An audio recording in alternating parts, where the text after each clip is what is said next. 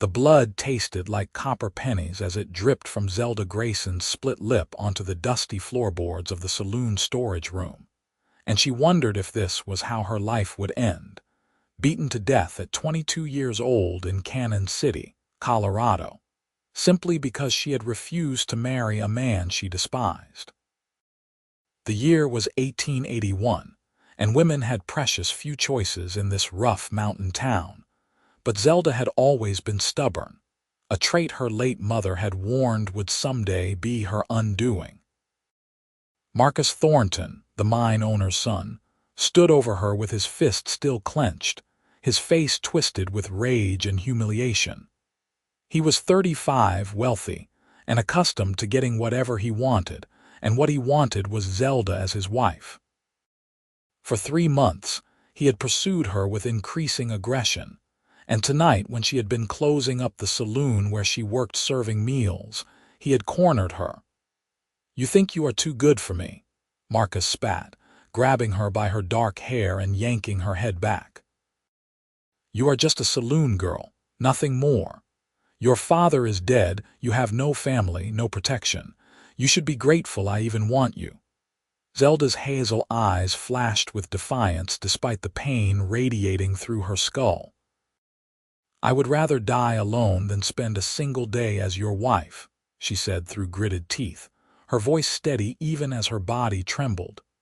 The blow came swift and hard, his closed fist connecting with her cheekbone.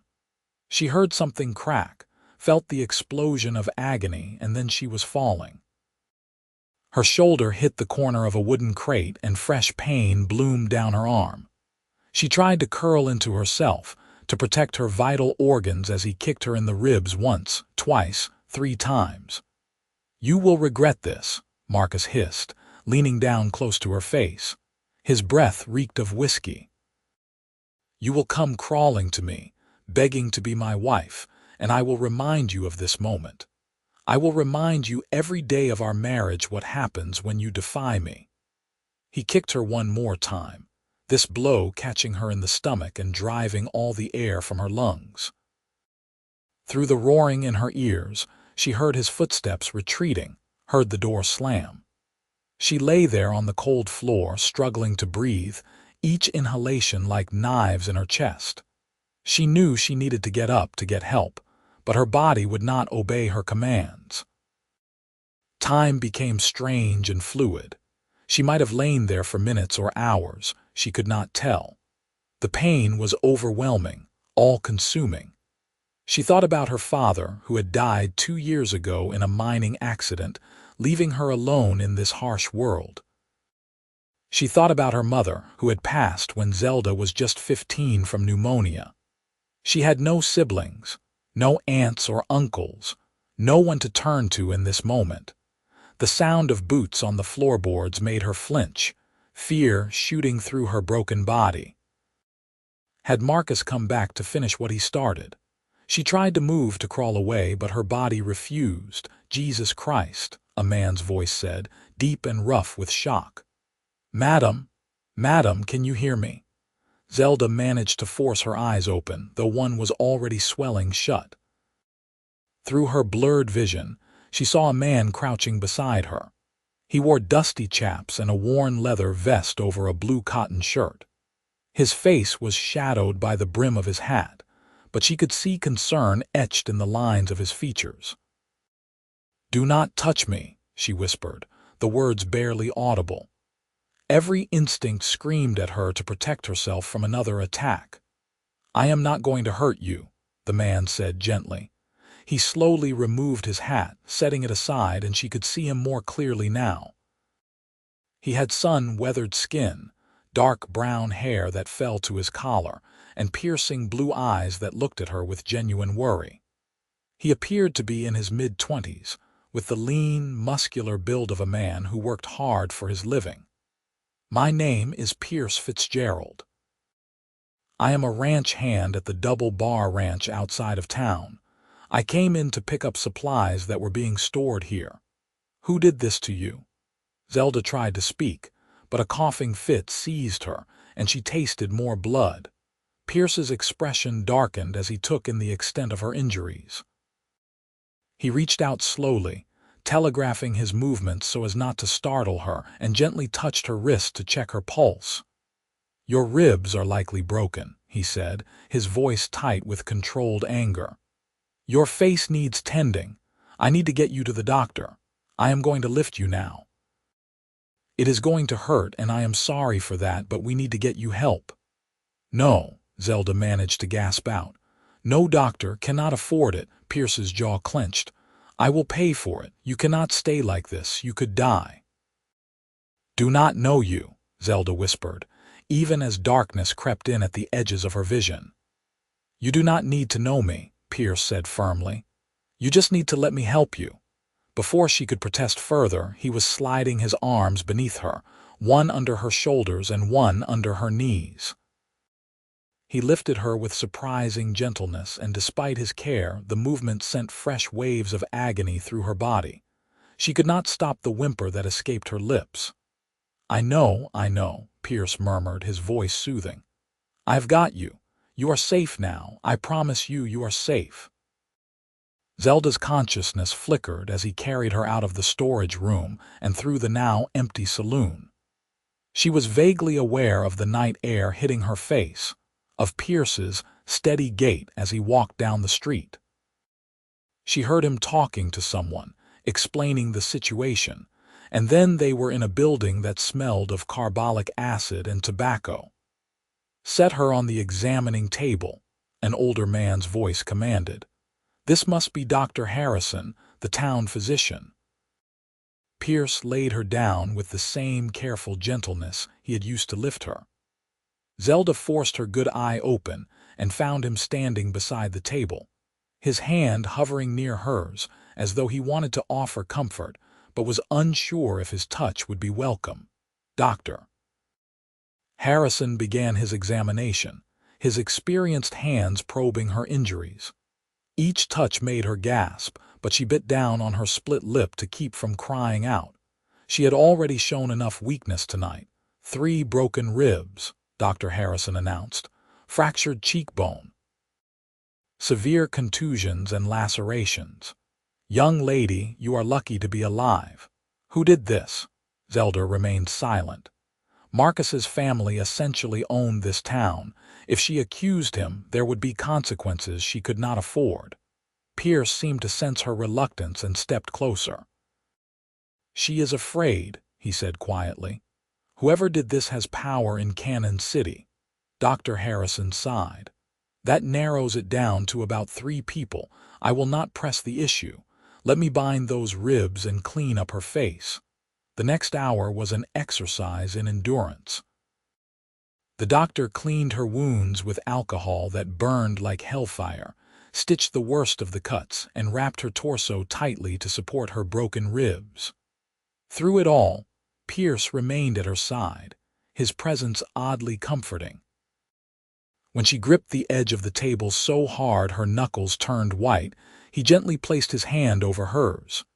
"You can hold on to me if you need to," he said softly. "I do not mind."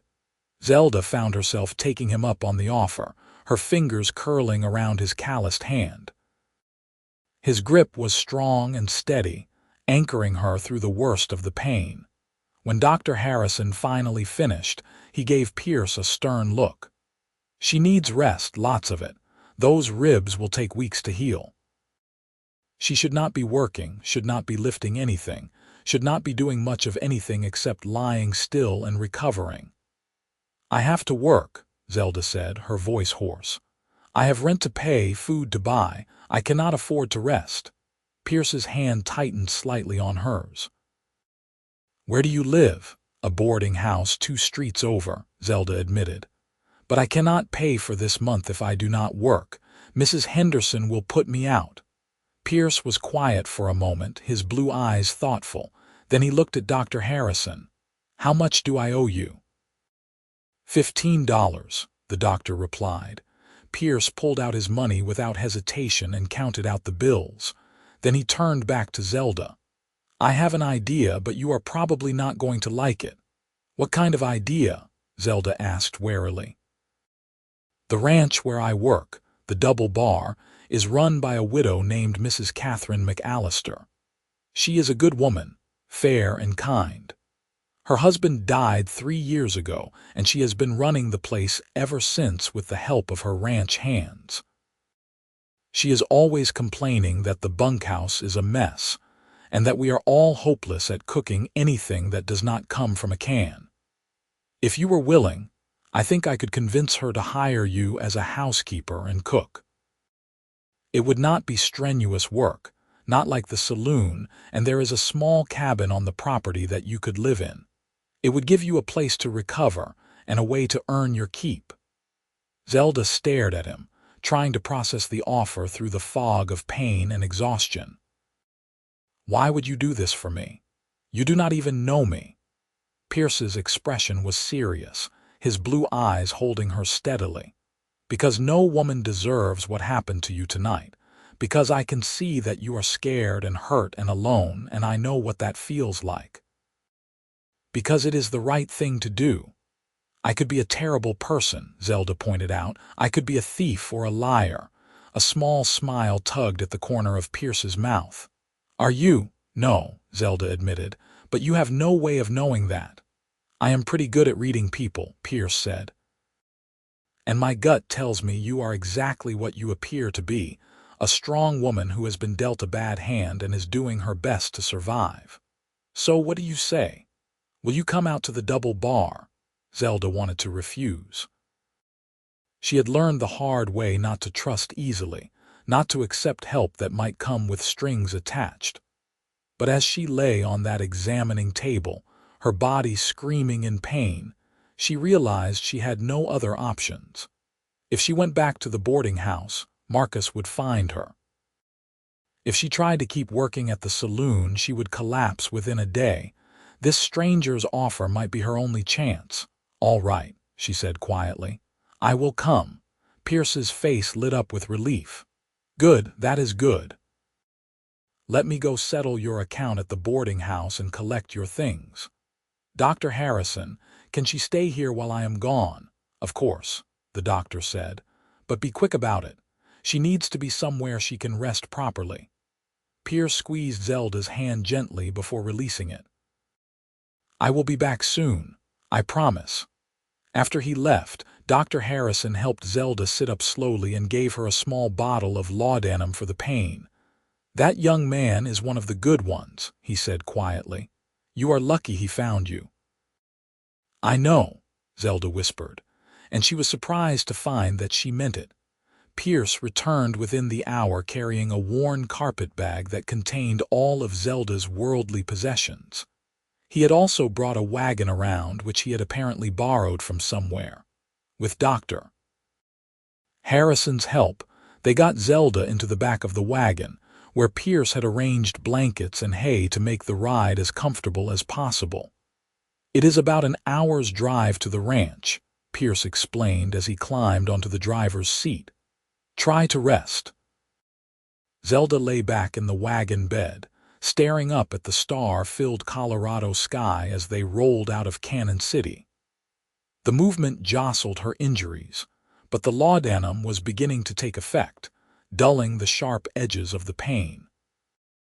She found herself thinking about the man who had rescued her, this Pierce Fitzgerald with his kind eyes and gentle hands.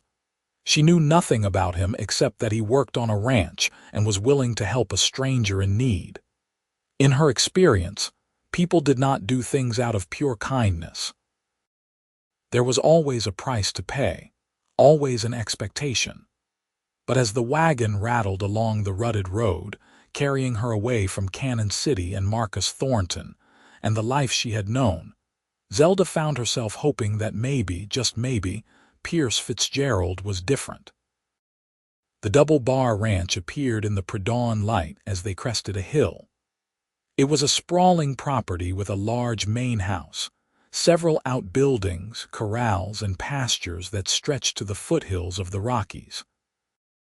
The landscape was rugged and beautiful, with scrub oak and ponderosa pine dotting the hillsides. Zelda could see cattle grazing in the distance, dark shapes against the lightening sky. Pierce drove the wagon past the main house to a small cabin set apart from the other buildings. It was simple but well-maintained, with a stone chimney and a small covered porch. He brought the wagon to a stop and hopped down, then came around to help Zelda. This was where the previous foreman lived before he moved on, Pierce explained as he carefully lifted her from the wagon bed. Mrs. McAllister has been using it for storage, but we can clear it out. It has a bed, a stove, and everything you will need. He carried her inside and laid her on the narrow bed in the corner. The cabin was dusty and filled with boxes and old equipment, but it had solid walls and a roof, which was more than some people had. Pierce lit the stove to warm the space and brought in her carpet bag. "I need to go talk to Mrs. McAllister and explain the situation," he said. "Will you be all right here for a bit?" Zelda nodded, already feeling the laudanum pulling her towards sleep. "Thank you," she managed to say, "for everything." Pierce smiled, and it transformed his face, making him look younger and less careworn. "You already thanked me. Get some rest. We will figure everything else out when you wake up." He left, closing the door softly behind him. Zelda listened to his footsteps retreating across the porch, and then there was only the sound of the wind in the pines and the crackling of the fire in the stove. Despite everything that had happened, despite the pain and the fear and the uncertainty, she felt something unfamiliar stirring in her chest. It took her a moment to recognize it. Hope. When Zelda woke, the sun was high in the sky and streaming through the cabin's single window. For a disoriented moment, she forgot where she was and tried to sit up quickly. The resulting explosion of pain in her ribs reminded her of everything. She gasped and fell back against the pillow, breathing shallowly until the worst of it passed. "Easy now," a woman's voice said. Zelda turned her head carefully to see a tall, sturdy woman in her mid-50s standing in the doorway. She had gray-streaked auburn hair pulled back in a bun and sharp green eyes that assessed Zelda with a mixture of sympathy and practicality. "You must be Zelda. I am Catherine McAllister. Pierce told me what happened to you." "Not everything," Zelda said quickly. "He does not know everything." "He told me enough," Catherine replied, coming into the cabin and setting a basket on the small table. "He said you were beaten badly and need a place to recover. He also said you are a hard worker who needs employment. I am willing to offer you both, but I need to know, is there someone who is going to come looking for you?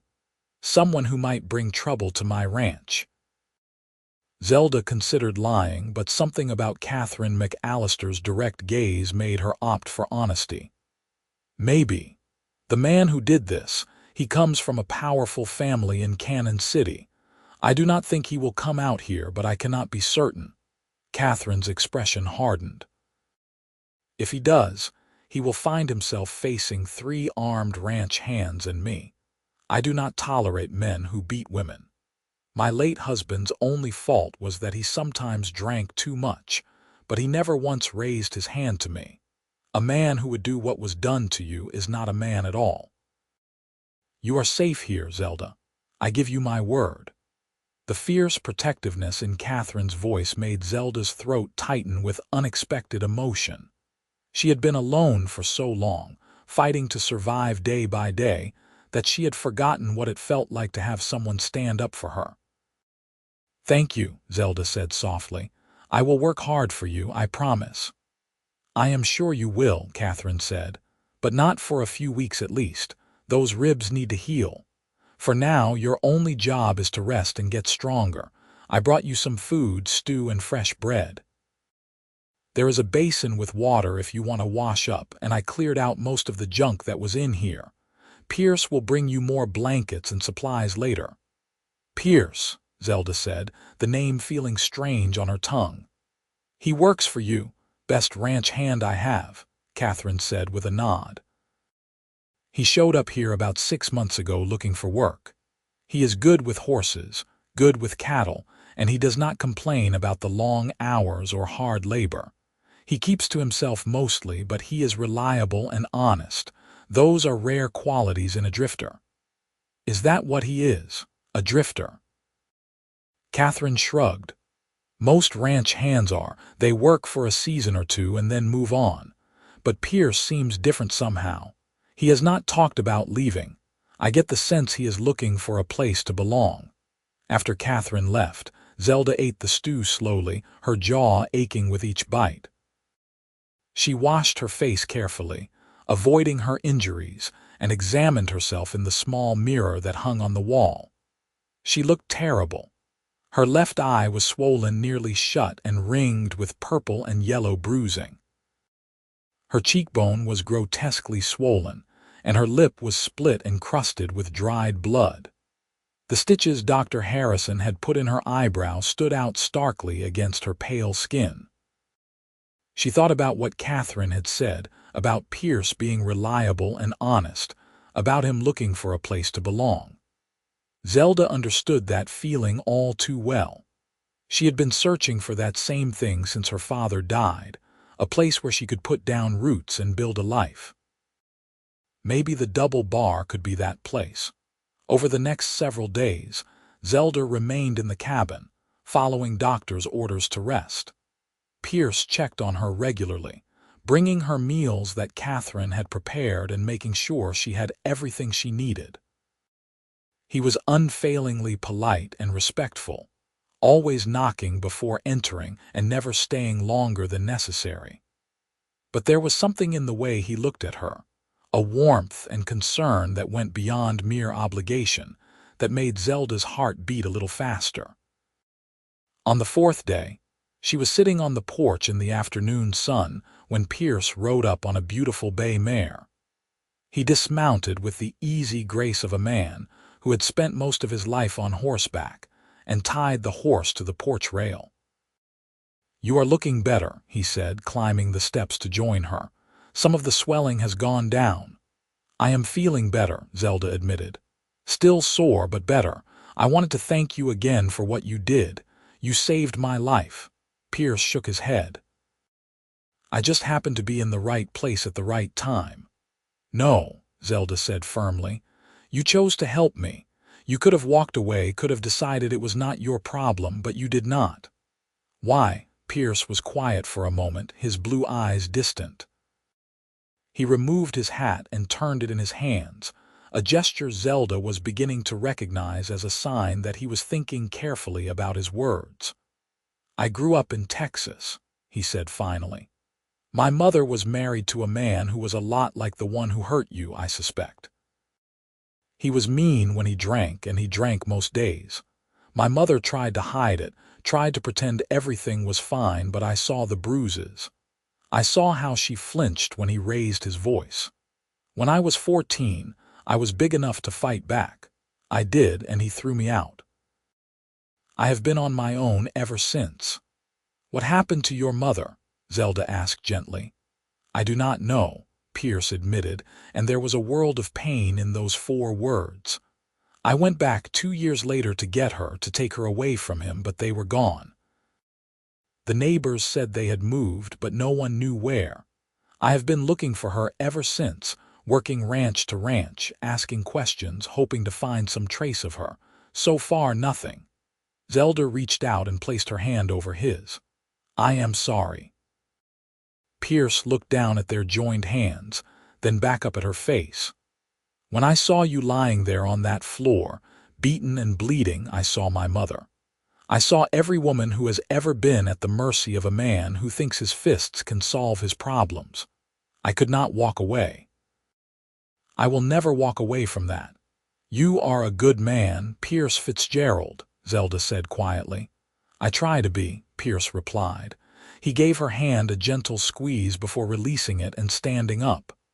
"I should get back to work. Mrs. McAllister has me breaking a new colt this week, and he is proving to be stubborn." As Zelda watched him ride away, she felt something shifting inside her. She had built walls around her heart after her father died, determined to protect herself from further pain. But Pierce Fitzgerald was slowly dismantling those walls. one kind gesture at a time. 2 weeks after arriving at the double bar, Zelda's ribs had healed enough that she could move around without constant pain. She insisted on starting her work as housekeeper and cook, despite Catherine's protests that she should rest longer. The truth was, Zelda was going stir-crazy in the cabin and needed to feel useful. She started by cleaning the main house, which was large and rambling with comfortable furniture and well-worn rugs. Catherine was not a careless housekeeper, but running a ranch left her little time for the finer points of domestic work. Zelda scrubbed floors, beat rugs, washed windows, and organized cupboards. The physical work made her ribs ache, but it also made her feel strong again, reminded her that she was a survivor. The cooking was more challenging. Zelda had learned to cook from her mother, but that had been years ago, and she was rusty. Her first attempt at dinner resulted in burned biscuits and oversalted beef. The 3 ranch hands, Pierce, an older man named Tom, and a young man barely out of his teens named Billy, ate it without complaint, but Zelda saw the looks they exchanged. "I am sorry," she said, mortified. "I will do better tomorrow." "It was not that bad," Pierce said diplomatically, though the twitch of his lips suggested he was fighting a smile.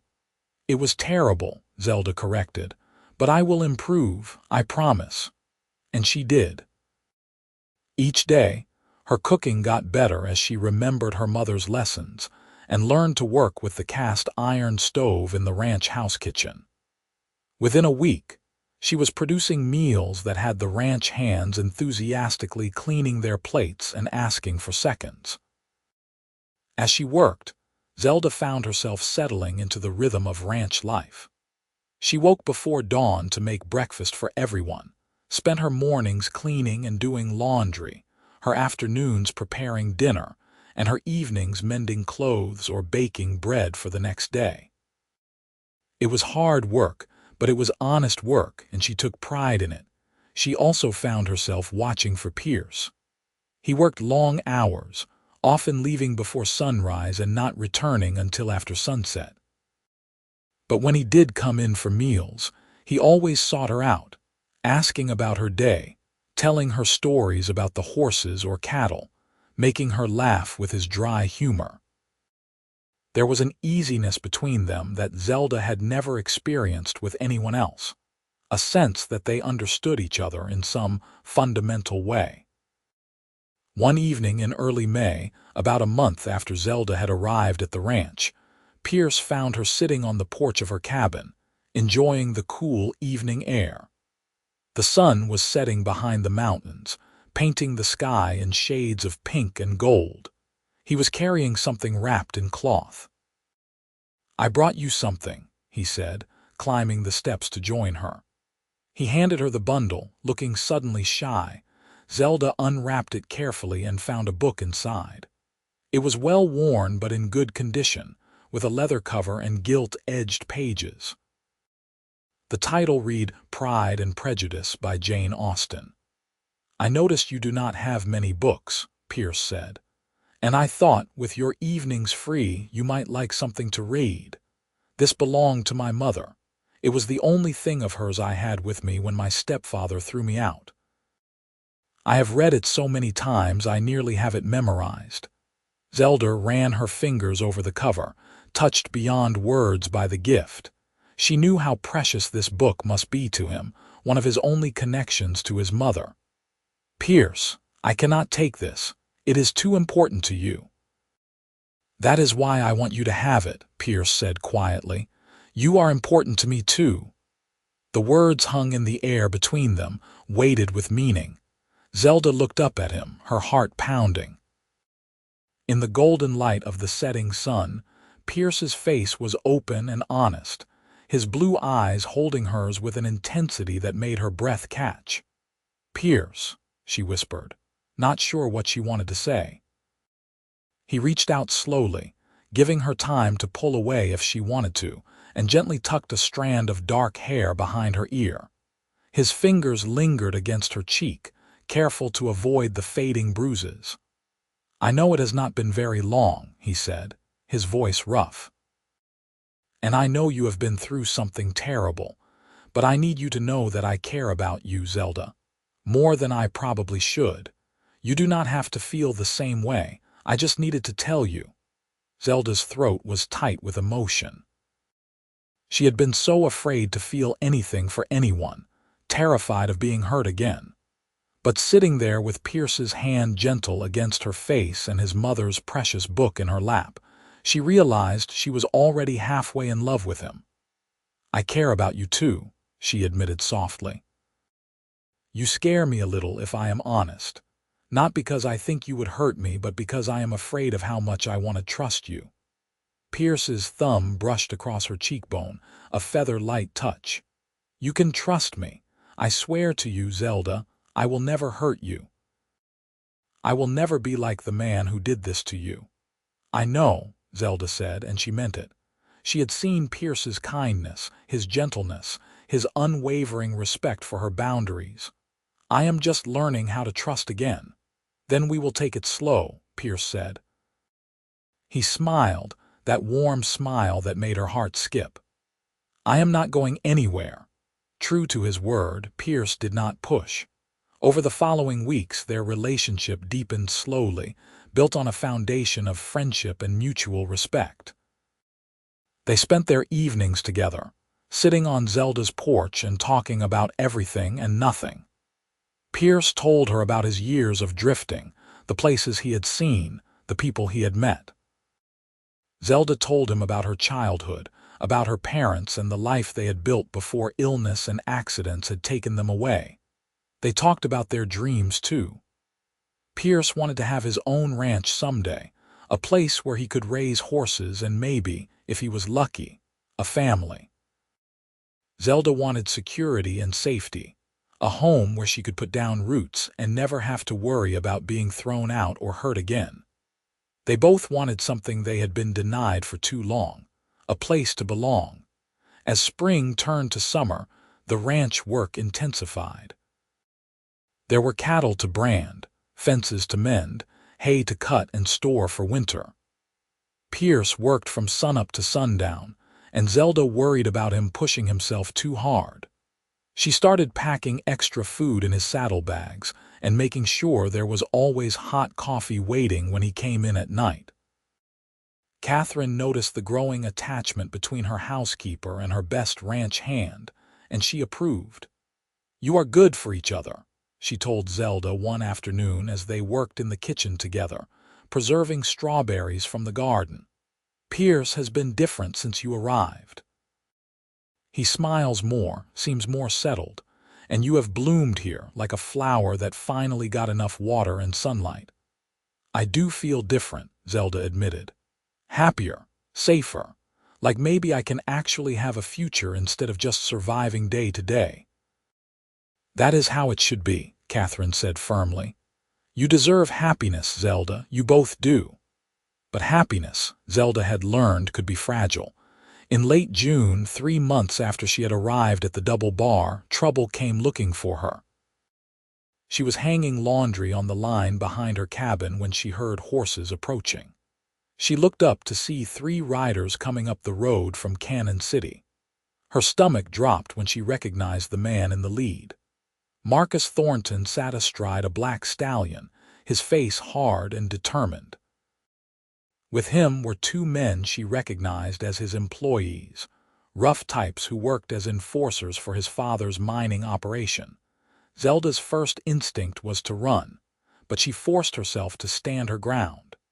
She was not the same terrified woman who had been beaten in that storage room.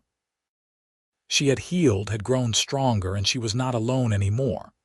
"Zelda," Marcus called out as they drew near, "I have been looking for you."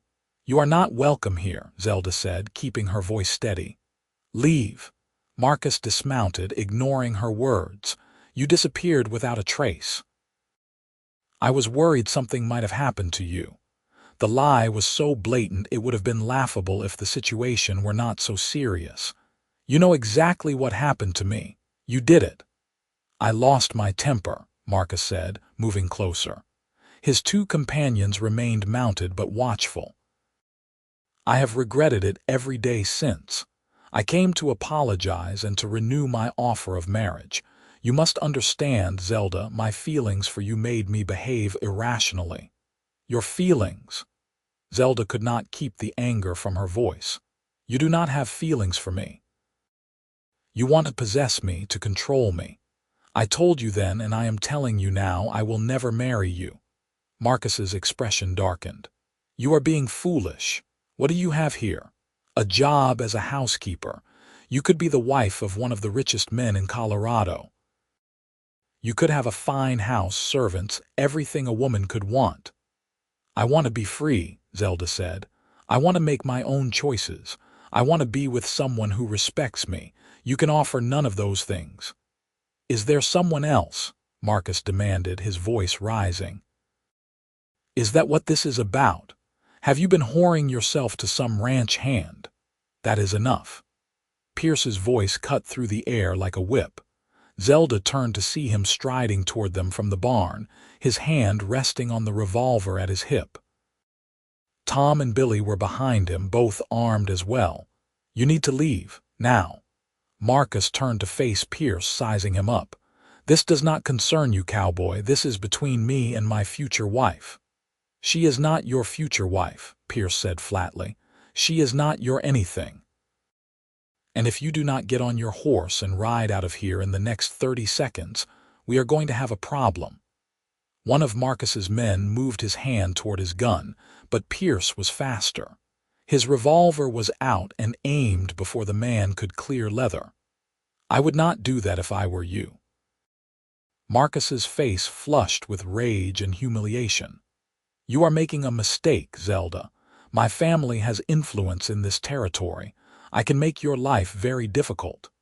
"Your family's influence ends at the boundaries of this ranch," Catherine's voice rang out. She was standing on the porch of the main house, holding a rifle. "And I know your father, Marcus. He is a hard man, but he is not without honor. If I were to tell him that his son beats women, I suspect he would be very interested in that conversation. So I suggest you take Mr. Fitzgerald's advice and leave." For a long moment Marcus stood there, his fists clenched, clearly warring with himself. Then he spun on his heel and mounted his horse. "This is not over," he said to Zelda. "Yes, it is," Pierce said quietly. His gun was still drawn, still aimed at Marcus and his men. "If you come back here, if you go anywhere near Zelda again, you will answer to me. Is that clear?" Marcus did not respond, just spurred his horse and galloped away, his two men following. They watched until the riders disappeared from sight, and only then did Pierce holster his weapon. He turned to Zelda, who was shaking with a mixture of fear and adrenaline. "Are you all right?" he asked, moving to her side. Zelda nodded, then shook her head, then found herself laughing a little hysterically. "I do not know. That was terrifying, but you were magnificent." Pierce pulled her into his arms, holding her carefully, always mindful of her still healing ribs. "I meant what I said. He will not get near you again. I will not let him." Zelda leaned into his embrace, feeling safe for the first time since Marcus had appeared. "I know. I believe you." That night after dinner, Pierce walked Zelda back to her cabin as had become his custom. But tonight he seemed reluctant to leave, pacing back and forth on her small porch. "What is on your mind?" Zelda asked, watching him. Pierce stopped pacing and turned to face her. "Today, when I saw that man standing there threatening you, I realized something. I have been trying to take things slow, trying to give you time to heal and trust me. But the truth is, Zelda, I am in love with you. I think I have been since the moment I saw you lying on that floor, hurt and scared but still defiant. And the thought of anything happening to you, of someone taking you away from me, terrifies me more than anything else in this world." Zelda's breath caught in her throat. "Pierce." "I know I do not have much to offer," Pierce continued, the words tumbling out now as though he had been holding them back for too long.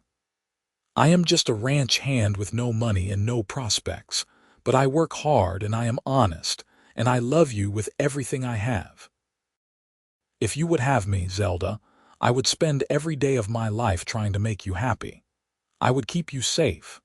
I would build you a home and a life where you would never have to be afraid again.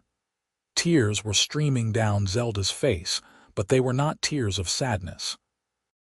You already have, she said, her voice breaking. You already gave me that, Pierce. From the moment you picked me up off that floor, you have been giving me that. And I love you too. I love you so much it scares me. Pierce closed the distance between them in 2 strides, cupping her face gently in his hands. Can I kiss you? He asked, his voice rough with emotion. Please, Zelda whispered. He kissed her softly, reverently, as though she were something precious and fragile.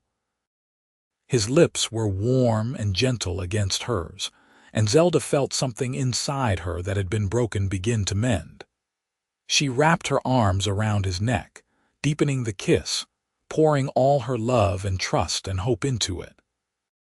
When they finally pulled apart, both breathing hard, Pierce rested his forehead against hers. Marry me, he said. I know it is fast, and I know I do not have a ring or a plan or anything a man should have when he proposes. But marry me, Zelda, be my wife. Let me spend the rest of my life loving you. Zelda pulled back just far enough to look into his eyes, those beautiful blue eyes that looked at her like she was the most important thing in the world. Yes, she said simply. Yes, I will marry you. Pierce's face split into a grin so wide and joyful that it made Zelda laugh. He picked her up, mindful of her ribs, and spun her around. You just made me the happiest man alive, he said, setting her down and kissing her again. They were married 3 weeks later in a simple ceremony at the ranch. Catherine stood up as Zelda's witness, and Tom served as Pierce's. The local minister came out from Canon City to perform the service, and afterward, Catherine hosted a celebration dinner with food and dancing. Zelda wore a dress that Catherine had helped her sew from yards of cream-colored cotton, and Pierce wore his cleanest clothes with a new vest Catherine had given him as a wedding gift. As Zelda stood in front of the minister with Pierce's hand in hers, promising to love and honor him for the rest of her life, she could hardly believe this was real. 6 months ago, she had been alone and terrified, sure that her life would end in that storage room. Now she was marrying a man who looked at her like she hung the moon, surrounded by people who cared about her, standing in a place she could finally call home. When the minister pronounced them husband and wife, Pierce kissed her with a tenderness that made her heart ache in the best way. "Hello, Mrs. Fitzgerald," he murmured against her lips. "Hello, Mr. Fitzgerald," she replied, smiling so hard her cheeks hurt. The cabin became their home, and they spent their wedding night simply holding each other, talking about their future, making plans for the life they would build together. Pierce told her about a piece of land he had been eyeing, a beautiful valley about 10 miles from the double bar that was available for homesteading. With hard work and saving, he thought they might be able to claim it in a year or 2 and start building their own ranch. "We could have horses," Pierce said, his voice full of dreams. "A small herd of cattle, a garden for you, maybe a few chickens. It would not be much at first, but we could build it into something substantial, something we could pass down to our children someday." "Children," Zelda repeated, the word both thrilling and terrifying. "You want children. If you do," Pierce said carefully. "I know that is not something to take lightly, especially after everything you have been through. But yes, someday I would like to have children with you. I would like to build a family, a real one, where everyone is safe and loved and happy." Zelda thought about the family she had lost, her parents who had loved her unconditionally. She thought about the family she could have, children who would grow up knowing they were wanted and protected. "I would like that too," she said softly. "Someday, When we are ready, Pierce kissed her forehead. We have all the time in the world. They settled into married life with surprising ease. Zelda continued her work as housekeeper and cook for the ranch, and Pierce continued working the cattle and horses. But now, at the end of each day, they had each other to come home to. They had evenings spent talking and laughing, mornings waking up in each other's arms, quiet moments of intimacy that made Zelda feel more connected to another person than she ever had before. Catherine was delighted with the match and treated them like the children she had never had. She had Pierce start taking on more responsibility in managing the ranch, preparing him for the day when he would have his own spread. She taught Zelda about keeping account books and managing supplies, skills that would serve her well when they did claim their homestead. The summer passed peacefully. There was no further sign of Marcus Thornton, and Zelda began to believe that maybe he had finally accepted defeat. The bruises from that terrible night faded completely, leaving only faint scars that would eventually disappear as well. The emotional scars took longer to heal, but Pierce was patient.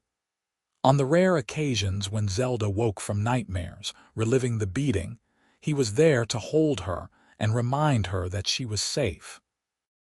In August, they took a day off from ranch work and rode out to the valley Pierce had told her about. It was even more beautiful than he had described, a wide meadow surrounded by pine-covered hills with a clear stream running through it. The grass was tall and green, and wildflowers bloomed in brilliant profusion. "Can you see it?" Pierce asked, gesturing expansively. The house would go there on that rise. It would have a view of the whole valley. We could put the barn and corrals over there, near the stream, for easy water access. The garden could be on the south side of the house where it would get the most sun. Zelda could see it. She could see the house they would build together, solid and warm. She could see horses grazing in the pasture, chickens scratching in the yard, maybe a dog or two lounging on the porch. She could see children playing in the meadow, their laughter echoing across the valley. She could see their whole future spread out before them like a gift. "It is perfect," she said, her voice thick with emotion. "When can we file the claim?" "I have been saving my wages," Pierce said. "By next spring, we should have enough to file and buy the materials to start building. It will be hard work, probably take us 2 years to get everything built and a herd established. But we can do it, Zelda. We can build something here." Zelda took his hand, lacing her fingers through his. "We can build everything here, our home, our life, our family." Pierce pulled her close, kissing her deeply. When they finally pulled apart, he rested his forehead against hers. "I love you, Zelda Fitzgerald. I will love you until the day I die, and probably beyond that."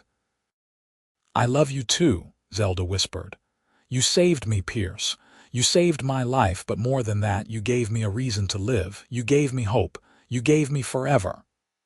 "Forever," Pierce repeated, the word a promise. "That is what I want with you, forever." They stood there in that beautiful valley, holding each other as the sun moved across the sky, and Zelda felt a peace settle over her that she had never known before. The road to this moment had been painful and difficult, marked by violence and loss and fear. But it had led her here, to this man, to this place, to this future full of possibility. She thought about that terrible night in Canon City, the night she had been beaten bloody for saying no. She thought about lying on that cold floor, wondering if she would die there. And she thought about Pierce finding her, lifting her up, calling her precious in 100 different ways every day since. That night had been the end of one story, but it had been the beginning of another. A better one. A story of healing and love and second chances. A story of a woman who refused to be broken, and a man who helped her put the pieces back together. As they rode back to the Double Bar Ranch that evening, side by side under the wide Colorado sky, Zelda realized that she was no longer afraid. She was no longer alone. She was loved, and she was safe, and she was home. The autumn brought cooler weather and a new rhythm to the ranch. The cattle were brought down from the high country pastures, and the work shifted from range management to preparing for winter. Pierce and the other ranch hands spent long days cutting firewood, repairing buildings, and making sure everything was secure for the harsh Colorado winter ahead. Zelda threw herself into preserving food from Catherine's garden, putting up jars of vegetables and fruits that would feed them through the cold months.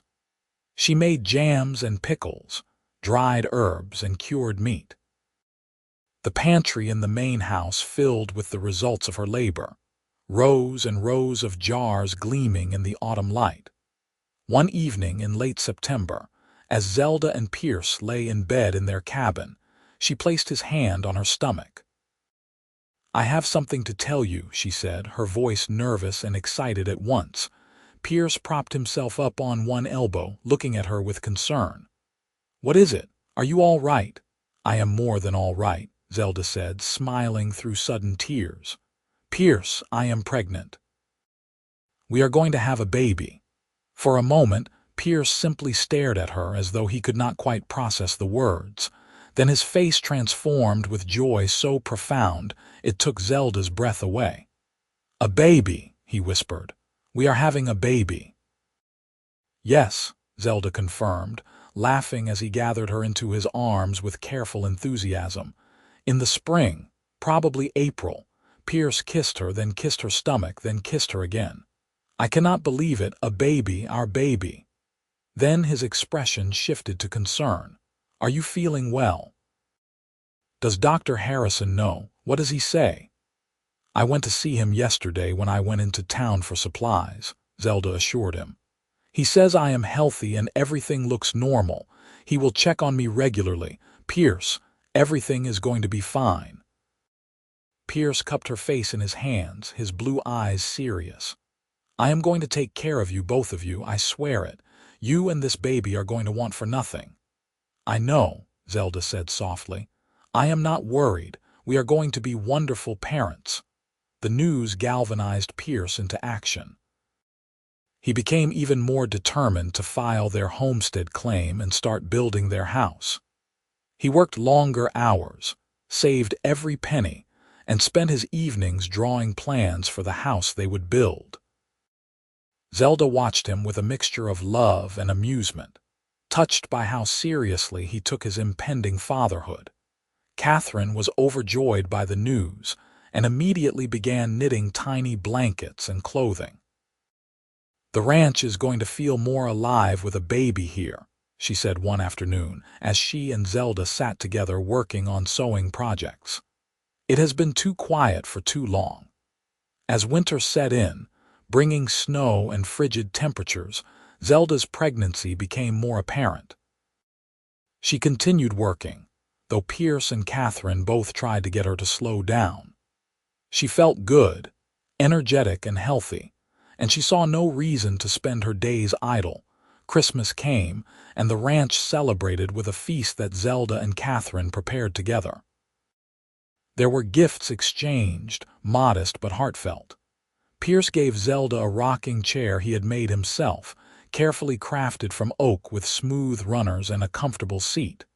"For the baby," he said, his eyes bright, "so you can rock our child to sleep." Zelda gave him a new hat and a set of leather work gloves she had sewn herself, but more importantly, she gave him a letter she had written. In it, she had poured out her heart, telling him everything he meant to her, everything he had given her, all the ways he had changed her life for the better. Pierce read it with tears streaming down his face, then held her close for a long time without speaking. As the new year of 1882 arrived, Pierce filed the homestead claim on their valley. The land was officially theirs, provided they lived on it and made improvements. As soon as the weather broke in the spring, they would begin building. Zelda's pregnancy progressed smoothly. By March, her belly was round and prominent, and she had to modify her dresses to accommodate her changing shape. She felt the baby moving, little flutters at first and then strong kicks that made Pierce's face light up with wonder when he felt them. "He is going to be a fighter," Pierce said one evening, his hand spread across her stomach as the baby kicked vigorously. "Or she," Zelda corrected with a smile. "Do not assume our daughter will be any less feisty than a son." "Fair point," Pierce conceded. "Either way, this child is lucky to have you as a mother." In early April, just as the snow was beginning to melt and the first green shoots were appearing in the meadows, Zelda went into labor.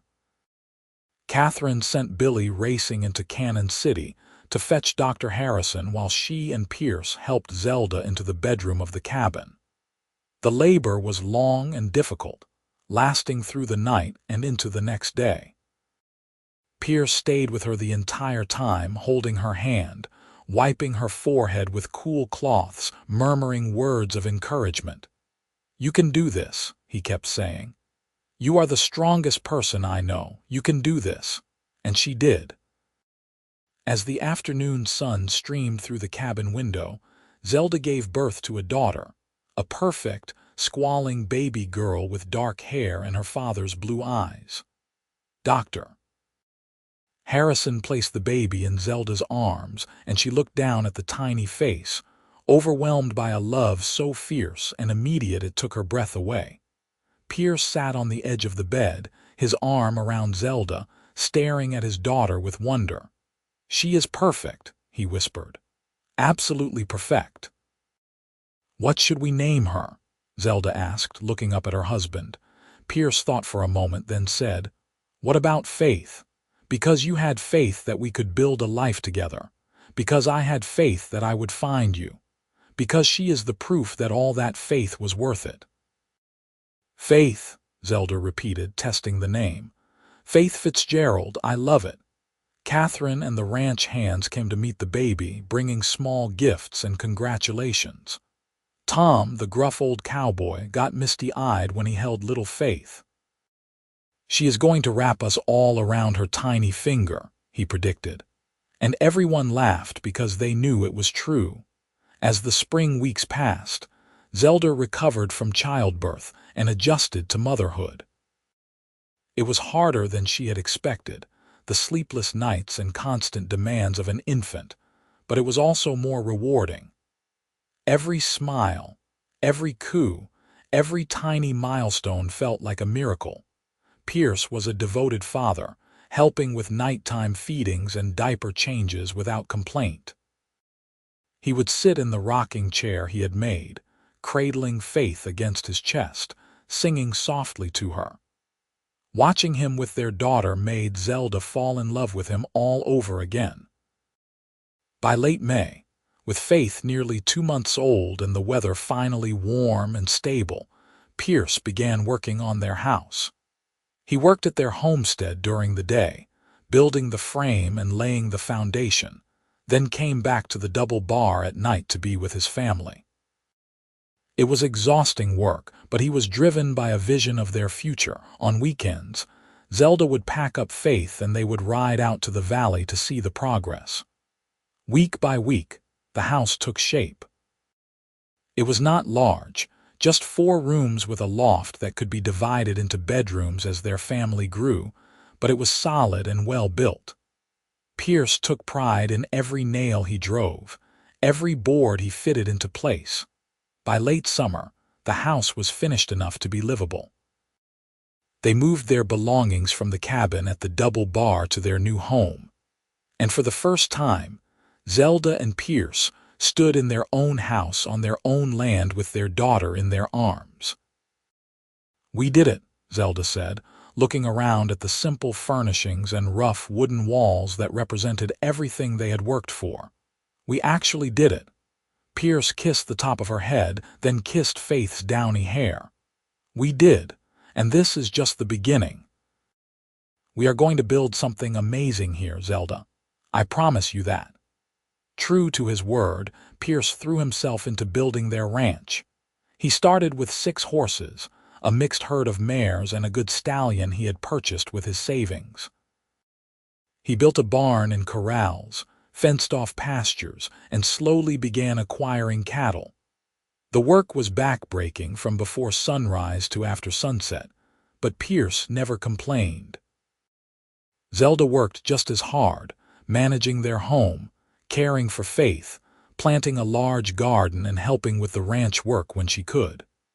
She learned to milk cows, gather eggs from their small flock of chickens, and even help with the horses when Pierce needed an extra pair of hands. They hired Billy away from the double bar to work as their ranch hand, and the young man proved to be hardworking and loyal. With his help, the ranch began to prosper.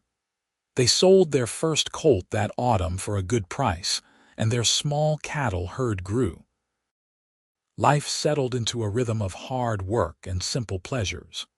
Evenings were spent as a family, with Faith playing on a blanket while Zelda and Pierce made plans for the future. Sundays, they would ride over to the double bar to visit Catherine, who doted on Faith like she was her own grandchild. One Sunday afternoon in October, almost exactly a year since Pierce had filed their homestead claim, they were sitting on Catherine's porch watching Faith toddle around the yard. She had started walking a few weeks earlier and was delighted by her new mobility. Pierce and Zelda sat close together on the porch swing, her head on his shoulder, his arm around her waist. "You ever think about that night?" Zelda asked quietly. "The night you found me." Pierce was quiet for a moment. "Sometimes," he admitted. "I think about how close I came to never meeting you. If I had gone to the storage room 5 minutes later, or if I had decided to pick up the supplies the next day instead, you might not have survived. It terrifies me when I let myself think about it." "I think about it too," Zelda said. "I think about how I wanted to die in that moment, how I thought there was nothing left worth living for. And then you came and showed me I was wrong. You showed me that there was so much more waiting for me if I could just hold on a little longer." Pierce tilted her face up to his blue eyes serious and loving. "I told you that night when I was carrying you to the doctor that you were safe, that I had you. I want you to know that is still true. I will always have you. I will always keep you safe. You are mine, Zelda, and I am yours, and nothing is ever going to change that." "Forever," Zelda whispered, echoing the promise they had made to each other in that valley over a year ago. "Forever," Pierce confirmed, sealing the vow with a kiss. Faith squealed with delight at something, probably a butterfly or a bird, and they both turned to watch their daughter. She had Pierce's blue eyes and Zelda's dark hair, and she was growing so fast it made Zelda's heart ache. Soon she would be talking and then running, and before they knew it, she would be grown with her own life and dreams. But for now, she was their little girl, their miracle, their proof that love could heal even the deepest wounds. She was the future they had built together, one day at a time, one choice at a time, one act of courage at a time. As autumn turned to winter and then winter to spring again, life on the Fitzgerald ranch continued to flourish. They added more horses, more cattle, and their reputation for quality stock grew. Pierce became known throughout the territory as an honest dealer and a skilled horseman. Zelda's garden produced bountifully, and she sold her preserves and baked goods in town, adding to their income. By the time Faith turned 2 in April of 1883, they had paid off all their debts and had money saved. The ranch was thriving beyond their wildest dreams. They hired another ranch hand, a quiet man named Sam who worked hard and asked few questions. With the extra help, Pierce had more time to spend with his family. That summer, Zelda discovered she was pregnant again. This time, the news was met with excited anticipation rather than nervous joy. They knew what to expect now, knew they could handle the challenges of another child. Faith seemed to sense something was different and became even more affectionate with her mother, patting Zelda's stomach and babbling in her toddler language. The pregnancy progressed easily, and in January of 1884, Zelda gave birth to a son. They named him Samuel, after Pierce's father, a man Pierce had never known but whose name he wanted to honor. Samuel had his mother's hazel eyes and his father's strong features, and he was a calm, easy baby compared to his energetic older sister. With 2 children now, the house felt full and alive in a way that filled Zelda's heart to bursting. She would stand at the window sometimes, watching Pierce teach Faith to ride her first pony or rock Samuel to sleep, and marvel at how much her life had changed. She had gone from that broken woman on the saloon floor to this, a wife and mother with a home and a family and a future that stretched out bright and promising before her. The years passed in a blur of hard work and happiness. Faith grew into a bright, fearless little girl who followed her father everywhere, begging to help with the horses. Samuel grew into a thoughtful, gentle boy who loved books and could spend hours watching the clouds or studying a flower. In 1886, they welcomed another daughter, Grace, who had her father's blue eyes and a sunny disposition that charmed everyone she met. The ranch continued to prosper. They built additions onto the house to accommodate their growing family, added more outbuildings, and acquired more land. Pierce became a respected figure in the community, known for his integrity and skill. Zelda became known for her kindness and her willingness to help neighbors in need. They stayed close to Catherine, who was getting older but remained sharp and active. She loved having the Fitzgerald children visit, spoiling them with sweets and stories. When Faith was old enough, Catherine taught her to read using the same books Zelda had learned from. When Samuel showed an interest in ranching, she taught him about keeping accounts and managing resources. Life was not always easy. There were hard winters when they lost stock, dry summers when the grass was sparse, illnesses that frightened them and kept them up at night tending sick children. But they faced every challenge together, Pierce and Zelda, partners in every sense of the word. On their 10th wedding anniversary in July of 1891, Pierce surprised Zelda with a trip, just the 2 of them, leaving the children with Catherine for a few days. They rode back to the valley where their house now stood, but instead of stopping at home, Pierce led her to a hill overlooking their land.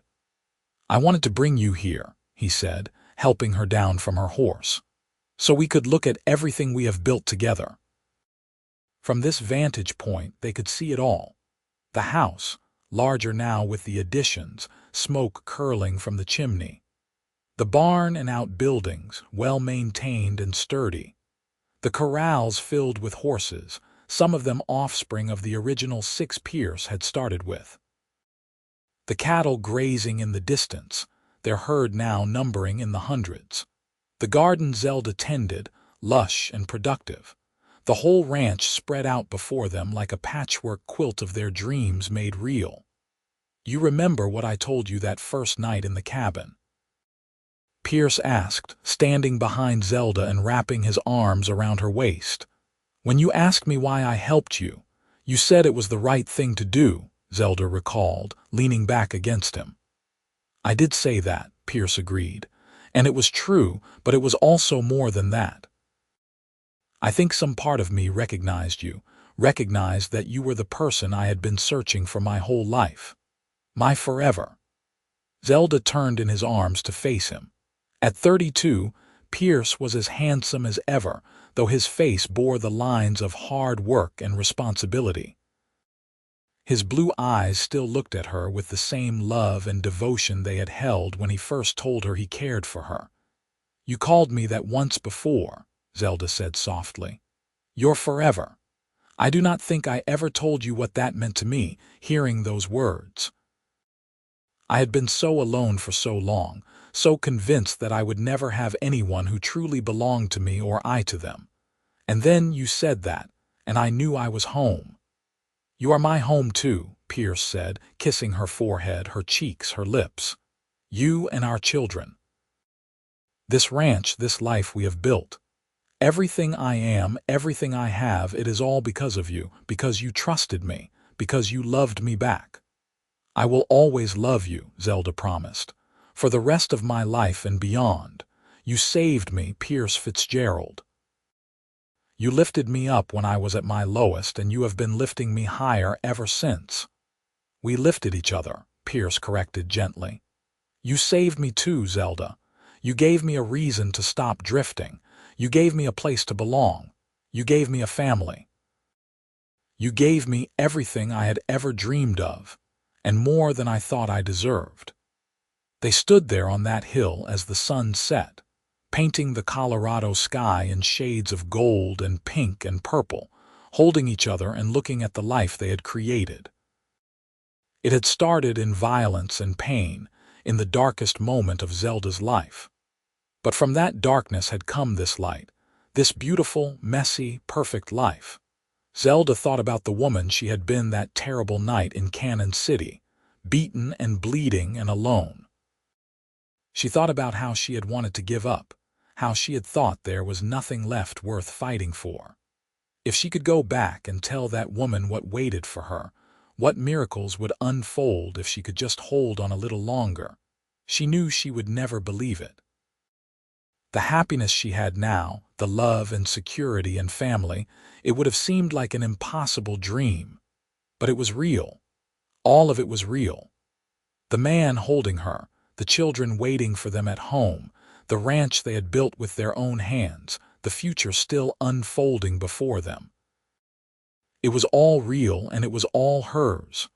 "What are you thinking about?" Pierce asked, noticing her distant expression. "Everything," Zelda said, smiling up at him. "I am thinking about how lucky I am, how grateful I am that you were in that storage room that night. How glad I am that I said yes when you offered to help me. How thankful I am for every day I get to spend with you." "The luck was all mine," Pierce insisted. "Finding you was the best thing that ever happened to me." As they rode back to the house together in the gathering twilight, side by side as they had been for 10 years and would be for many more to come, Zelda felt a profound sense of peace. Her life had not been easy. She had known loss and pain and fear. But she had also known love, the kind of love that transformed everything, that made even the hardest days bearable, that gave meaning and purpose to every moment. She had been beaten bloody for saying no, for refusing to give up her freedom and her right to choose her own path. And from that terrible moment had come salvation in the form of a cowboy who had lifted her up, who had called her his forever, who had proven with every day since that love was not about possession or control, but about partnership and respect and unwavering support. Their story was not a fairy tale. There had been no magic, no easy solutions, no happily ever after that came without work and sacrifice. But it was a love story nonetheless, perhaps all the more powerful because it was real and hard-won, and built on a foundation of mutual trust and genuine affection. The children were waiting when they got home, running out to greet them with shouts of excitement. Faith, now nearly 10, helped her father with the horses. Samuel, at 7, wanted to tell his mother all about the book Catherine had been reading to him. Grace, 5 years old and as talkative as ever, chattered about the games they had played and the cookies Catherine had let them make. That night, after the children were asleep and the house was quiet, Pierce and Zelda lay in their bed talking softly. They made love with the comfortable intimacy of long familiarity, celebrating their anniversary and their enduring connection. Afterward, as Zelda drifted toward sleep in Pierce's arms, she felt him press a kiss to her temple. "I love you," he whispered. "My forever." "I love you too," Zelda murmured back, already half dreaming. "My always." The years continued to unfold with their mixture of joy and challenge. Faith grew into a young woman with her mother's strength and her father's skill with horses. Samuel decided he wanted to be a teacher and left for university in Denver when he turned 18. Grace showed a talent for music and could charm everyone with her singing. Catherine passed away peacefully in her sleep in 1895, leaving the Double Bar Ranch to Pierce and Zelda in her will. "You are the children I never had," she had written in a letter they found among her things. "You deserve this legacy. Build it into something beautiful, something lasting. Make it a place where love and family are the most important things, just as you did with your own ranch." They merged the two properties, creating one large ranch that their children and grandchildren would inherit. They hired a manager to run the Double Bar portion while they continued to oversee their original homestead, the place that would always be special to them because it represented their dreams made real. In 1900, Faith married a good man, a rancher's son from Wyoming, and moved north with him. Though Zelda missed her daughter terribly, she was happy knowing Faith had found the kind of love she and Pierce shared. Samuel returned from university with a teaching certificate and a wife, a lovely woman named Charlotte, and opened a school in Canon City. Grace, to no one's surprise, married a traveling musician and spent several years touring before finally settling back in Colorado with her husband and their 3 children. As Pierce and Zelda grew older, they gradually turned over more of the ranch operations to their children and grandchildren. But they remained active, Pierce still riding out to check on the herds well into his 60s, Zelda still tending her beloved garden and hosting family dinners every Sunday. On a warm summer evening in 1911, 30 years after Pierce had found Zelda on that storage room floor, they sat together on the porch of their house, watching the sun set over the valley that had been their home for 3 decades. They were both in their early 60s now, their hair gray and their faces lined with age, but their love had not diminished. If anything, it had grown deeper and stronger with each passing year. "You have any regrets?" Zelda asked, her hand clasped in Pierce's as it had been countless times over the years. Pierce considered the question seriously, as he always did when she asked him something important. "No," he said finally. "Not a single one. Every choice I made, every turn I took, it led me to you." "How could I regret any of that?" "I have one regret," Zelda admitted. Pierce looked at her in surprise. "What is it?" "I regret that I cannot live this life all over again," Zelda said with a smile. "I wish I could go back to the beginning and experience it all again, falling in love with you, building this ranch, raising our children, growing old together. It has been such a good life, Pierce, such a beautiful life. I wish I could live it twice." Pierce's eyes glistened with tears. He raised their joined hands and kissed her knuckles gently. "If there is another life after this one," he said, "I will find you there too. I will always find you, Zelda, in this life and every life after. You are my forever, remember." "And you are mine," Zelda said, leaning her head on his shoulder as they watched their grandchildren playing in the yard, as they listened to the sounds of the ranch settling in for the night, as they breathed in the sweet mountain air of the place they had made their own. The story of how they met, of Pierce finding Zelda broken and beaten and lifting her up, had become a family legend. Their children and grandchildren knew about that terrible night in Canon City and the cowboy who had saved their grandmother's life. But what they understood even better was the love that had grown from that moment, the partnership and devotion that had sustained Pierce and Zelda through 30 years of marriage and would sustain them for as many years as they had left. They lived 15 more years, seeing their grandchildren grow and marry, welcoming great-grandchildren into the world. The ranch continued to prosper under the management of their children, becoming one of the most successful operations in Colorado. The Fitzgerald name became synonymous with quality and integrity, A legacy Pierce and Zelda were proud to pass on. Pierce died peacefully in his sleep in 1925 at the age of 76. Zelda held his hand as he took his last breath, whispering words of love and gratitude for the life they had shared. She mourned him deeply, but she did not regret. They had been blessed with 44 years of marriage, a lifetime of love, and a legacy that would endure for generations. Zelda lived 2 more years, remaining sharp and active until the end. She spent her final days surrounded by family, telling stories about Pierce, about their early years on the ranch, about the love that had changed both their lives. On a spring morning in 1927, with wildflowers blooming outside her window and her grandchildren gathered around her bed, Zelda closed her eyes and went to join her husband. They were buried side by side on the hill overlooking their valley, the place where Pierce had taken her on their 10th anniversary to show her everything they had built.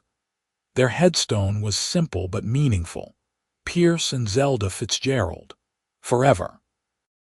The ranch continued for generations, passed down through their children and their children's children.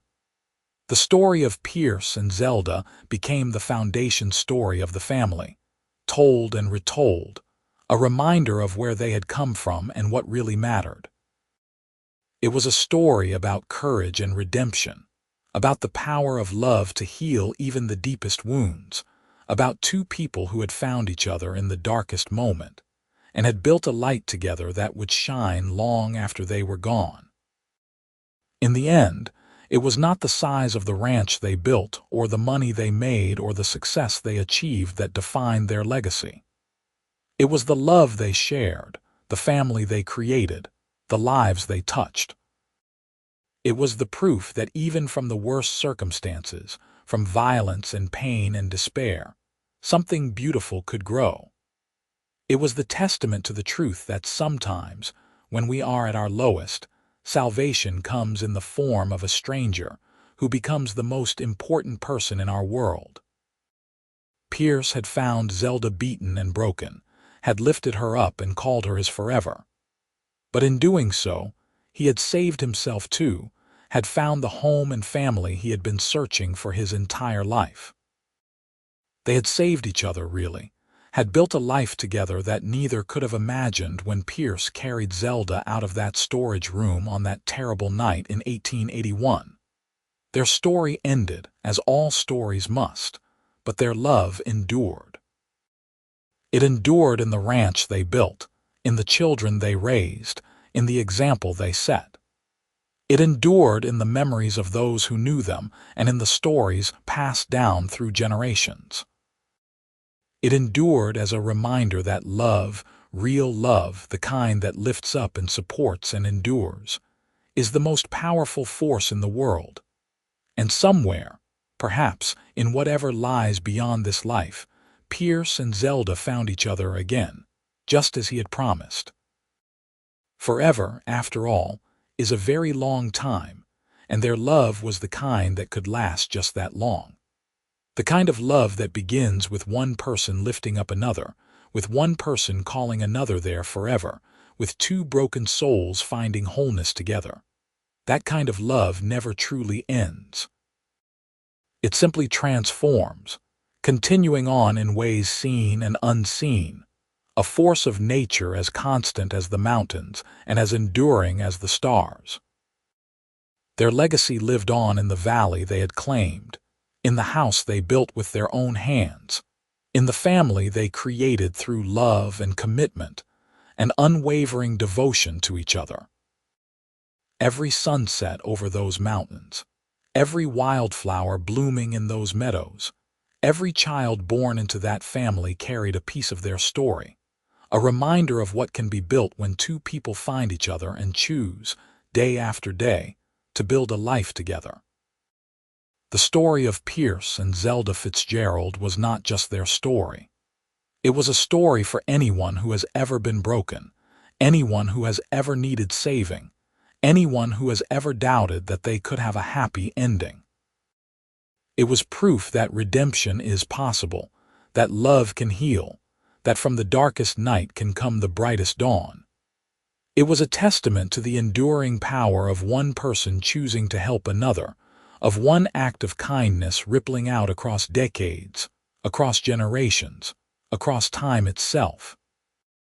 In 1881, a young cowboy named Pierce Fitzgerald had walked into a storage room looking for supplies and had instead found his destiny. He had found a woman named Zelda Grayson, who would become Zelda Fitzgerald, who would become his wife, the mother of his children, his partner, his forever. And in that moment, though neither of them could have known it then, they had begun writing a story that would inspire and endure long after they were gone. A story of love conquering violence, of hope rising from despair, of two souls finding each other and building something that would last forever. And that story, the story of the cowboy who lifted up a beaten woman and called her his forever, became a legend that would be told and retold, reminding every generation that love, true love, is always worth fighting for and always worth holding on to, because it is the one thing that can truly transform a life and create a legacy that will never fade. That was their story, and it was complete, a circle closed, a life well lived, a love that lasted forever, just as Pierce had promised it would on that very first night when he told Zelda she was safe, that he had her, that she was his forever. And she was, and he was hers, and together they had built something beautiful that would endure long after their physical forms had returned to the earth of the valley they loved so much, the valley that held their story, their love, their forever.